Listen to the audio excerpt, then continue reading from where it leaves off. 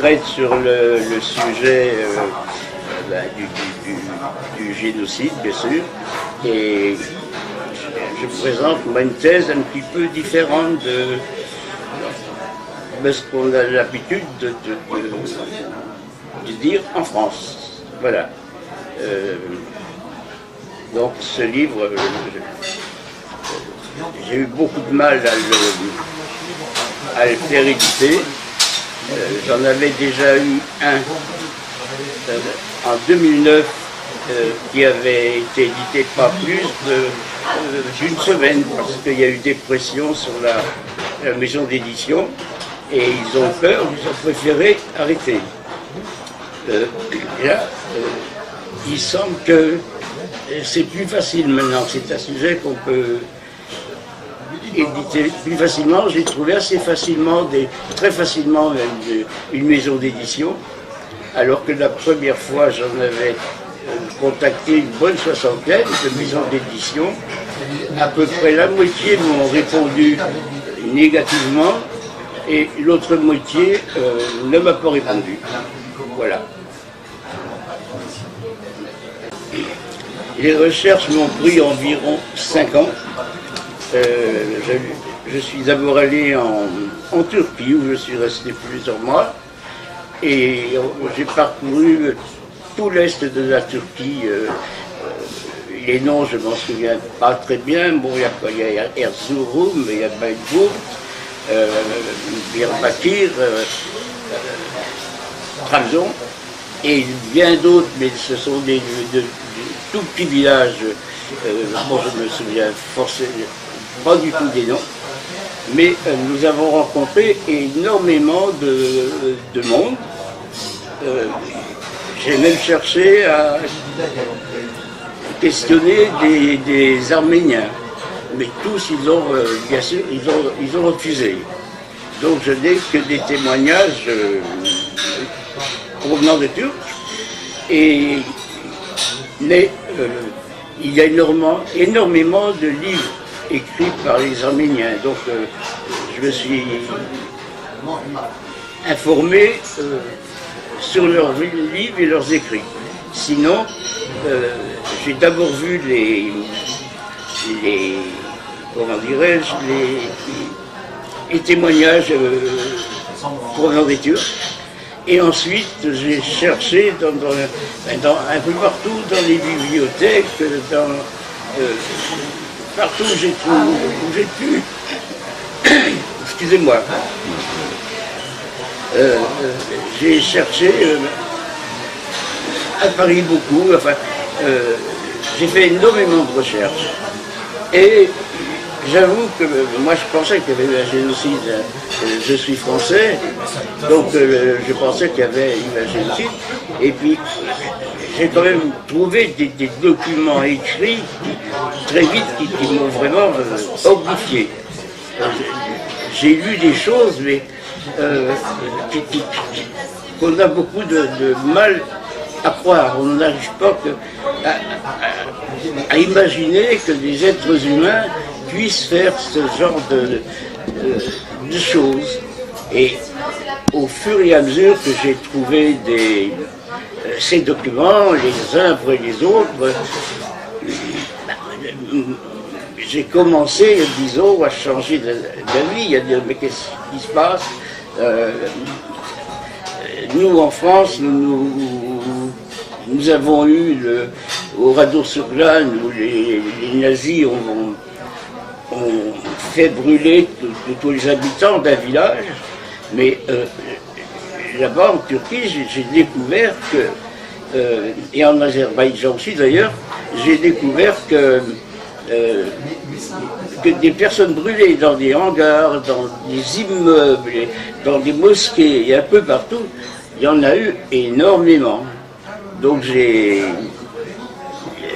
suis petit à petit, j'étais convaincu qu'il n'y avait pas eu de génocide. Ce que j'ai remarqué, bon, bien sûr, il y a eu des Arméniens qui ont été massacrés, ça c'est une certitude.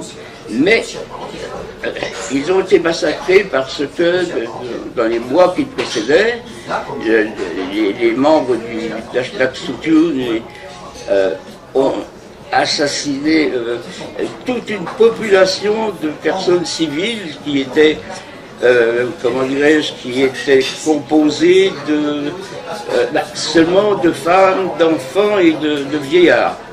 Parce que tous les hommes valides étaient partis sur le front pour combattre. Il ne faut pas oublier que ça s'est passé pendant la guerre 14-18. Donc les hommes combattaient, les femmes, les enfants, les vieillards sont restés et ils ont tous été massacrés. Tous, pas tous, mais il y en a eu énormément qui ont été massacrés sur place et ensuite les villages ont été incendiés.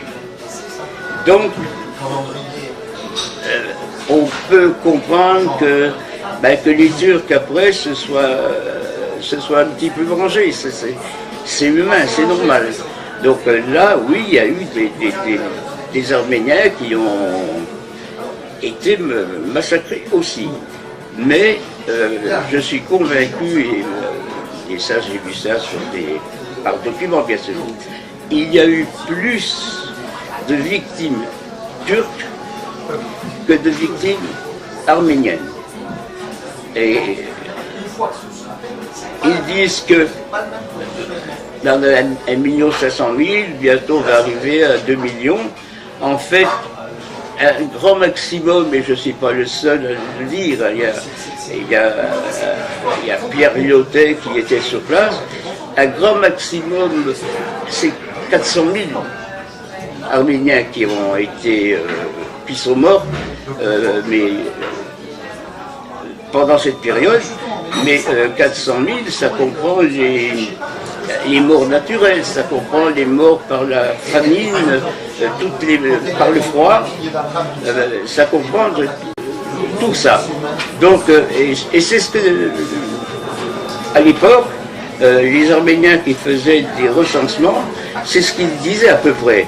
Alors, arrivé aujourd'hui de 4 ou 500 000 à 1,5 million, 2 millions, c'est un petit peu étonnant, puisqu'au départ, ces chiffres-là n'étaient pas du tout avancés par les Arméniens.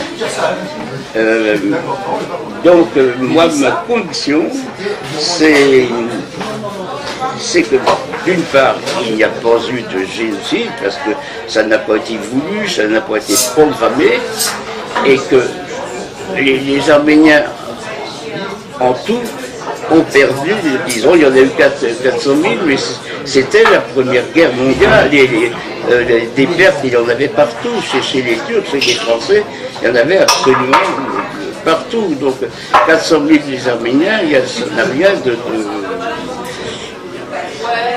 de drôle, quoi. C'était malheureusement dans la normalité à cette époque-là. Voilà. Ça va être plus facile. Je pense que ça va être plus facile maintenant d'écrire sur ce sujet.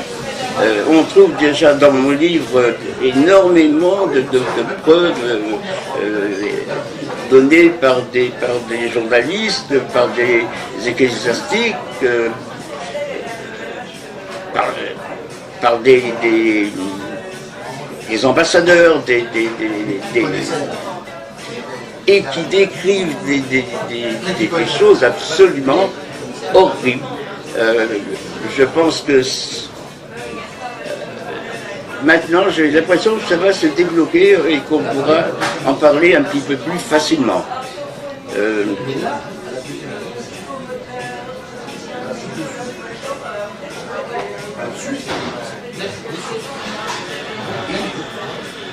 Je n'ai pas eu de mal du tout, bien sûr, comme j'étais en Turquie, de faire parler les Turcs. Mais c'était un peu difficile de trouver quand même des personnes qui avaient qui étaient suffisamment âgées et qui avaient vraiment des choses à dire. Mais une fois qu'on avait trouvé ces personnes, bien sûr, ça me rappelait de très mauvais souvenirs. Les témoignages que j'ai eus bien souvent, les personnes qui me parlaient, aussi bien les femmes que les hommes, pleuraient. Hein, ça, c'était très très poignant.